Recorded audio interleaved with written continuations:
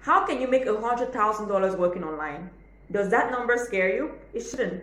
In fact, when I started working online, actually when I started working in general, I didn't understand really the real value of money, and I felt like $100,000 is so much money. But looking later now, like several years later, I realized that $100,000 is achievable.